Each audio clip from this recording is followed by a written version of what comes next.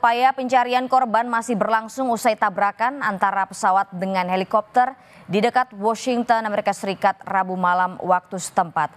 Petugas masih menyisir lokasi jatuhnya pesawat dan mencari puluhan korban untuk perkembangan terbaru. Kita akan terhubung dengan jurnalis VOA Rio Tuasikal yang berada di dekat lokasi kejadian. Selamat pagi waktu Indonesia, Rio. Bagaimana dengan proses pencarian korban sejauh ini? Apakah ada perkembangan terbaru, Rio? Ya, kita selamat malam waktu Amerika Serikat. Saya berada di dekat bandara Ronald Reagan di pinggiran Washington DC. Tepat di belakang saya Anda bisa melihat polisi dan petugas menutup sebagian jalan di mana proses pencarian masih dilanjutkan. Bandaranya sendiri sudah lanjut beroperasi. Anda bisa melihat pesawat juga sudah kembali terbang dan mendarat dari bandara tersebut. Terkait pencarian, jumlahnya masih sama. Petugas masih mengkonfirmasi berhasil mengevakuasi 28 jenazah, baik dari penumpang dan kru pesawat maupun 3 prajurit dari helikopter militer begitu. Dan kejadiannya sendiri pada hari Rabu malam waktu Amerika Serikat dan per Kamis pagi sekitar 12 jam setelah upaya pencarian, upaya penyelamatan itu diubah statusnya menjadi upaya evakuasi jenazah. Karena petugas mengatakan sangat kecil kemungkinannya akan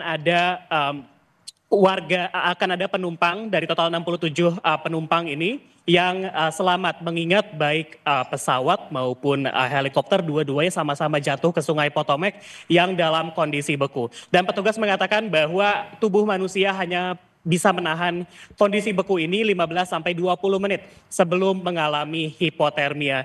Dan kondisi dingin ini juga yang menjadi salah satu kendala petugas mencari jenazah begitu. Dan proses pencarian terus dilakukan. Saat ini petugas telah menemukan badan pesawat yang terbelah menjadi 3 bagian. Sementara bangkai helikopter ini ditemukan terbalik di dalam aliran Sungai Potomac begitu. Rio, apakah penyebab kecelakaan saat ini sudah diketahui, Rio? Ya, sampai saat ini investigasi masih dilakukan oleh Dewan Keselamatan Transportasi Nasional Amerika Serikat bersama dengan pihak militer Amerika. Dan per kemarin petugas mengatakan bahwa baik pesawat komersial ini berada dalam jadwal rutin terbang dari Wichita, Kansas ke Washington, dan rute ini telah aktif sebetulnya selama 1 tahun terakhir. Sementara helikopter Black Hawk sendiri milik tentara Amerika ini sedang dalam latihan rutin. Dan beberapa jam yang lalu Gedung Putih baru saja menggelar konferensi pers di mana Presiden Donald Trump sendiri langsung bicara bersama Menteri Transportasi dan Menteri Pertahanan.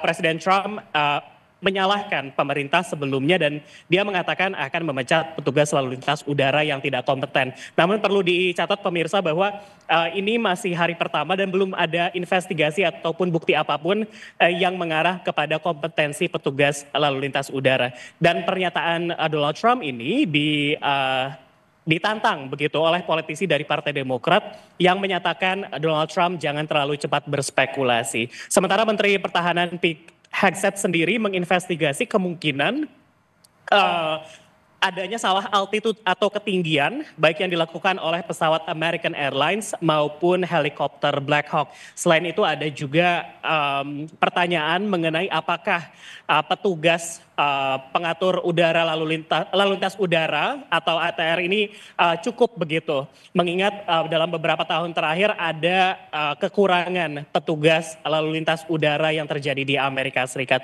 Dan pemirsa, Washington DC sendiri dilayani 3 bandara dan bandara National Reagan ini adalah bandara yang melayani penerbangan domestik. Ini sangat dekat dengan pusat kota Washington DC. Jadi kalau Anda terbang naik dari bandara ini, ketika lepas landas Anda bisa langsung melihat Pentagon, kemudian Gedung Putih, kemudian Gedung Kongres. Dan karena memang lokasinya dekat dengan pusat pemerintahan Amerika Serikat, banyak sekali pangkalan udara di sekitarnya. Di sekitar Washington DC, di mana banyak sekali helikopter militer yang melakukan patroli maupun latihan terbang kita.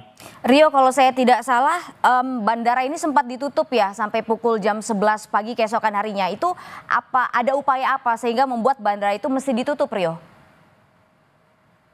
Iya, pertama tentunya untuk memberikan ruang kepada para petugas untuk melakukan proses pencarian begitu ya. Pada saat 9 malam waktu Amerika Serikat itu langsung ditutup karena kalau bandaranya terus beroperasi begitu banyak pesawat yang masih melakukan lepas landas atau mendarat itu tentunya akan menghalangi proses pencarian. Dan lokasi sungainya berada persis di sebelah bandara. Jadi bandaranya memang berdiri di bibir sungai Potomac dan ini memang kawasan yang menjadi langsung ditutup 100% begitu untuk memberikan ruang kepada petugas melakukan pencarian baik melalui darat maupun udara. Meskipun memang pencarian mayoritas difokuskan di perairan di Sungai Potomac gitu.